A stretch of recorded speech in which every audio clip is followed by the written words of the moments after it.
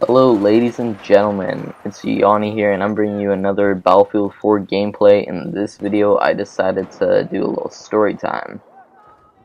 As a lot of you may know, I just recently got Call of Duty Ghost. I've probably played like 2 hours of it, and I personally hate the game. I think it's shit compared to Battlefield, and I recommend that no one gets it. It's like, fuck, like, it's crap. Like, do not get it. If you're even thinking about it, I do not recommend it at all. Get Battlefield for sure. So to go straight into story time, let's see. Story that I'm going to talk about, probably one of the most scarring when I was a child. I was probably around 7 years old. Okay, let's get right into this. So, it's actually quite funny though. So I was at my friend's house, this afternoon. I mean, like, one afternoon, and we were just hanging out in his basement, right? Computer gaming, whatever. Then we decided to play like hide and go seek or something, hide and go seek tag or something like that. And he was counting, and I was trying to hide somewhere. And I forget what happened. It was a really long time ago, but all I really remember was he found me, and then I ran into, like, he was chasing me, and I ran into a storage, like his storage room or something in the basement, and I closed the door, and I was hiding in the storage room, and then all of a sudden I saw a red lightsaber, like, smashing up against the door, and I was like, what the hell, and he was, like, making these weird ass noises, and I was just laughing my ass off, and all of a sudden, out of nowhere, his hand fucking went straight through the door, the glass door. I shat myself. And then he was just screaming like, help me, and he's like flipping out, screaming, crying. I was like, holy fuck. And he pulls his hand out of the door, and I opened up the door, and I was like, holy shit. He was just standing there, and there's a puddle of blood, probably a meter wide, and he was just screaming like a little girl, and I was like, holy fuck. And the worst part of it was, since we were young, we were home alone, and there's like a 14-year-old nanny there, or babysitter, whatever the hell you want to call it, and she was like, when she saw that we ran upstairs, and we told her to like call 911 or something, she's like, oh my god, what happened? And like, we were all flipping out, we didn't know what to do, we were all like really young, and then she said, okay, she told me to stay there with them, and she ran like a couple blocks away to get her dad, and I was like, are you fucking kidding me? And I had no idea what to do, so I was just trying to tell him to calm down and like, no worries, and we'll take him to a hospital, and nothing's gonna happen, it's gonna be fine. And they come running back, and then they're like, oh my god, what happened? And we start explaining, and they're like, okay, and they got a whole bunch of towels, and the freaking babysitter told them to run it under cold water, and we were like, are you fucking retarded? His whole arm is cut wide open. He's like, oh yeah, just run it under cold water, and I was like, you're fucked.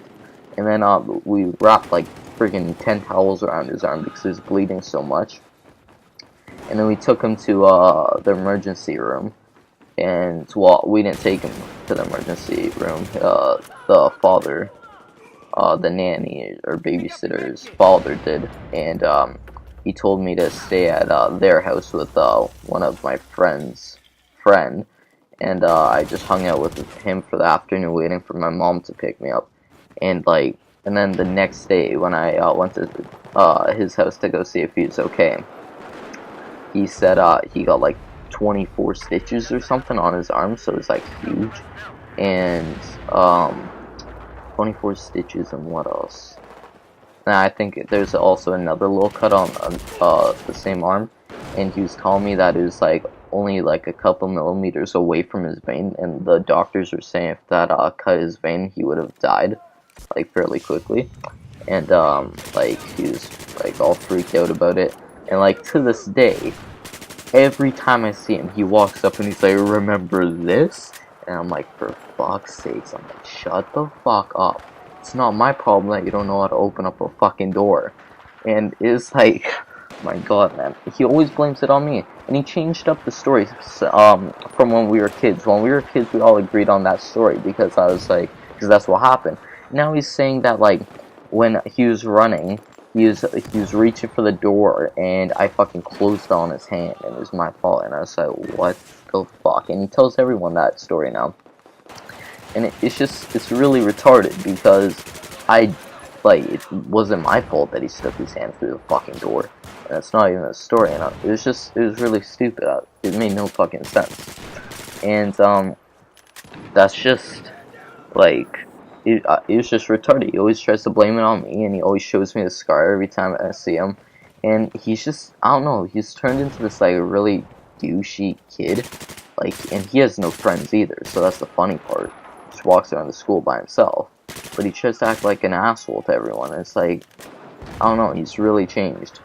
We used to be best friends, me, him, and another kid. We all used to be best friends, go over to each other's houses. But then, after that, he's like, I don't know, we all changed and we went our separate ways. So that is probably the scariest story I have as a child. Actually, I'll tell you guys one more since we still got time. Sure, this is another story. This thing happened to me personally, so to me it was a lot worse. It hurt a lot more. So, I was at my grandparents' house, and I was sleeping over there, so I went to go take a shower, and my clothes were on the bed, so I was walking over there, the floors were slippery. While I was walking over there, it's like a speed walk almost. It's like kind of fast, but still pretty slow. And when I got to the bed, I slipped, and they had one of those old beds where it's just like a mattress on, like, it was like sharp metal rails that are on the floor. And a metal rail was sticking out the side, and I slipped, and my shin fell on it, cut my shin open, and my grandparents were freaking out and everything, like, super scared. I didn't cry or anything. I was like, fuck, it hurts a lot. I was like a bit scared because the worst, like, to me, I was like, I don't even give a shit that I cut my leg open. The thing that I was scared about was the stitches. Like, I hate, like, fucking hospitals, dentist office, I hate all that shit. So I was like, there's no way I'm getting fucking stitches. And then my dad was like, oh, that looks fucking bad. They might have to, like, put staples in or something. Because, they do that now when, like, the cuts are really big. They're just like, yeah, there's no fucking way I'm going. And, we ended up just, like, because I was trying to, like, hold it off so much, we ended up not even going to the hospital. And my dad knew I needed stitches, but I was like, fuck that shit.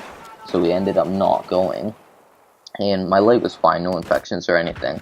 We just had to keep it wrapped up, and it didn't heal for, like, a couple months. And, like, we had to keep it wrapped up. We put like shit tons of polysporin on it.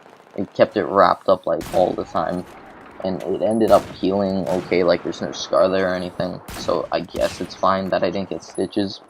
Thank God that, like, it didn't get infected or anything. So this, like, everything was fine. But I'm really happy I didn't get stitches or anything, because that shit freaks the crap out of me.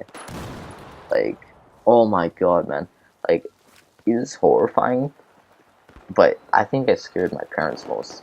Like, it wasn't even as bad for me. I was just like, fuck. But, oh my god. And what else? Well, I'm trying to think of a different story for Battlefield story time. Well, I think we're gonna end with the stories on that one. I'll save some for next week. Or, yeah, probably next week. I'm gonna start doing this once a week. And, yeah, guys, so tell me if you enjoyed the video. Leave a comment below. And just tell me, like, what kind of games you want me to play. Like, I'm up for any games. And, by the way, guys, I've really been wanting to start streaming on Twitch. Like, I have an account there, and I got links set up for donations and everything. And, like, it would really help if we started all going on Twitch to watch my live streams. I know not a lot of you, like, are on all the time and time differences. But it's very helpful if we went on Twitch and you guys even donated just like $1, just helps me out a lot.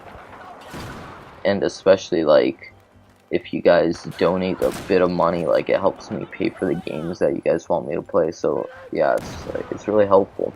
Tell me if you guys want to see more Battlefield story time.